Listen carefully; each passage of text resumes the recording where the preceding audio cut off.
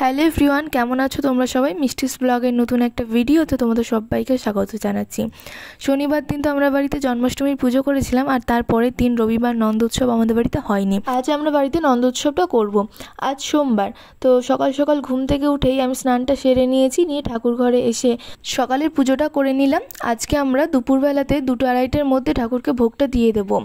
তো সেই জন্য তাড়াতাড়ি করে পুজো দিয়ে সব কিছু গুছিয়ে রান্নাবান্না শুরু করে দিতে হবে ভোগের। আর আমরা কালকে নন্দোৎসব করতে পারিনি, তার কারণ হচ্ছে মনসা পুজো ছিল, আর আমাদের বাড়িতে মনসা পুজোর পালনই রয়েছে। দুবেলার একবেলাও রান্না করতে নেই, তো সেই জন্য কালকে নন্দোৎসবটা আমাদের পালন করা হয়নি। সেই জন্য একদিন বাদে সোমবার দিন আমরা নন্দোৎসব পালন করছি। আমার তো পুজো দেওয়া হয়ে গিয়েছে, মা অলরেডি এই দিকটাতে ময়দা মাখতেও বসে পড়েছে। মা ময়দাটা মেখে নিচ্ছে, আর আমি এই দিকটাতে সমস্ত সবজিগুলো কেটে নেবো। 5 রকম ভাজা হবে, তার সাথে হবে তরকারি, তো সেই জন্য একবারে সমস্ত সবজি কেটে নেবো। আর আমাদের যেহেতু একটা ওভেন রয়েছে, তো সেই জন্য রান্নাবান্না করতে একটু লেট হবে। তো আমরা ভাবলাম যে সব কিছু গুছিয়ে নিয়ে একবারে রান্না করতে বসি, তাহলে তাড়াতাড়ি হয়ে যাবে। মানে সবজি কাটা বা যে কোনো জিনিস ময়দা মাখাটাকে এগুলো করা থাকলে রান্নাটা আর কি তাড়াতাড়ি হয়ে যাবে। আমাদের 2টো ওভেন ছিল, সেই ওভেনটা না আমরা রান্নাঘাটে পাঠিয়ে দিয়েছি ঠাম্মার কাছে।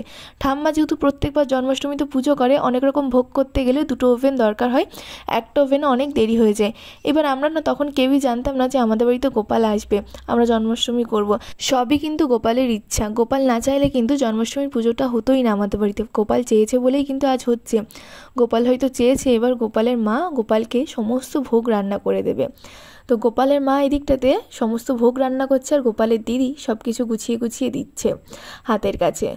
মায়ের ওই দিকটাতে সুজিটাও হয়ে গিয়েছে, আর এই দিকটাতে মা এখন লুচিগুলো বেলে দিচ্ছে, আর আমি ভেজে নেবো। যেহেতু অনেকটা লুচি, মানে অনেকটা ময়দার লুচি হবে, সেই জন্য একা হাতে তো সম্ভব না, ওই জন্য মা বেলছে আর আমি এই দিকটাতে বসে বসে ভেজে নেবো। আজ আমাদের বাড়িতে চালের ভোগ দেওয়া হবে, মানে খিচুড়ি হবে, পোলাও হবে। তো সেই জন্য আমরা চালের ভোগটা করার আগে লুচি, সুজি, ভাজা, তরকারি এগুলো আমরা করে নেবো। এই দিকটাতে আমি সব রকম সবজি কেটে নিয়েছি। আজকে 7 রকম ভাজা করা হবে, 7 রকম ভাজার সবজিটা আর খিচুড়ির সাথে যে তরকারিটা হবে সেই সবজিটা একবারে কেটে নিয়েছি। এবারে আমি এক এক করে ভেজে নেব। লবণ আর হলুদ মাখিয়ে নিয়েছি, নিয়ে সবজিগুলো প্রথমে ভেজে তুলে নেব। লুচিগুলো ভাজা হয়ে গেছে, যে ভোগগুলো আমাদের করা হয়ে যাচ্ছে সব ভোগেই আমরা একটা করে তুলসী পাতা দিয়ে দিচ্ছি। তো এবারে আমি এক একে সমস্ত সবজিগুলো ভেজে নেব। তো এই সবজিগুলো ভাজা হয়ে গেলে মা এবারে এখানে বসবে, মা এক এক করে রান্নাগুলো করবে। সব সবজি ভাজা হয়ে গিয়েছে, আলুর দমের জন্য আলুটাও ভাজা হয়ে গেছে, আজকে পোলাও করা হবে। এদিকে দেখো তরকারিটাও কিন্তু হয়ে গিয়েছে।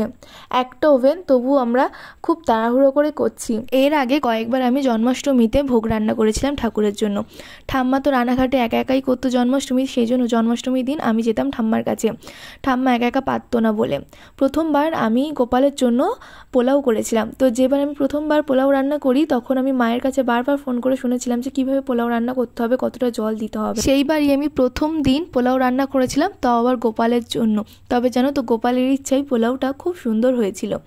আজকে আমার মায়ের সমস্ত ভোগ রান্না হয়ে গিয়েছে। আজ আমার মা যা যা ভোগে রান্না করেছিল তোমাদেরকে একবার দেখিয়ে দিই। লুচি ছিল, সুজি ছিল, 7 রকমের ভাজা ছিল, পায়েস ছিল, খিচুড়ি ছিল। তো তারপরে ছিল খিচুড়ির সাথে একটা তরকারি, আর ছিল এখানে পোলাওটাও আমার মা করেছে, মানে সব কিছু আমার মা করেছে, আমি শুধু মাকে একটু হাতে হাতে সাহায্য করে দিয়েছি। আলুর দম ছিল, 5 রকমের মিষ্টি ছিল, ফল ছিল, গোপালের ছিল দুধ, আরও ছিল এই দিকটাতে মাখন, মিছরি আর চকলেট। এদিকে ছিল মাখা সন্দেশ, তারপরে ছিল লাড্ডু, মানে ওটা লাড্ডুর মতনই মিষ্টি, লাড্ডু না। তো গোপালের সমস্ত ভোগ কিন্তু সাজানো হয়ে গিয়েছে, এবারে আমার মা পুজোটা দিয়ে নেবে। আজকে আমরা প্রায় 2টোর মধ্যে গোপালের সমস্ত ভোগ সাজিয়ে দিয়েছি। আমরা ভেবেছিলাম হয়তো অনেক লেট হয়ে যাবে, কিন্তু না, তাড়াতাড়ি হয়ে গেছে। আর গোপালের সামনে কিন্তু ভোগগুলো আমি সাজিয়ে দিয়েছি। কেমন হয়েছে তোমরা অবশ্যই কমেন্ট করে জানিও। কিন্তু আমার মা এখন পুজোটা দিয়ে নিচ্ছে, আরতি করছে। আজকে আমি আর শাড়ি পরিনি, মাই শাড়ি পরেছিল, আগের দিন আমি পরেছিলাম, ওই জন্য আজকে আর পরলাম না। আজকে অনেক কাজের চাপ ছিল, আজকে অনেক কিছু যেহেতু ভোগ রান্না করা হয়েছে, আর যেহেতু এটা টাইমের মধ্যেও দিতে হবে, কারণ আজকে তো আর সন্ধ্যা করলে হবে না, আজকে দুপুরের মধ্যেই ভোগটা দিতে হবে। তো সেই জন্য প্রচুর কাজ ছিল, আমি ওই জন্য শাড়ি টাড়ি পরিনি। এখন আমার মা গোপালকে দুধ খাইয়ে দিচ্ছে। তো এই ঝিনুক বাটিটা আমার ঠাম্মায় পাঠিয়ে দিয়েছে গোপালকে দুধ খাওয়ানোর জন্য, মানে আজকের দিনেই আমরা খাওয়াই, আর অন্যান্য দিন দুধ দেওয়া হয় না। পুজো শেষ করে আমরা একটু প্রসাদও খেয়ে নিলাম। তারপরে এখন খিচুড়ি আর তরকারি রান্না করা হচ্ছে। আজ সন্ধ্যেবেলাতে আশেপাশে কিছু মানুষদের বলা হয়েছে প্রসাদ নিতে আসার জন্য, তাদের জন্য খিচুড়ি আর তরকারিও করা হচ্ছে। আজকের ব্লগটা কেমন লাগলো অবশ্যই কমেন্ট করে জানিও, ভালো লাগলে লাইক, কমেন্ট আর শেয়ার করে দিও।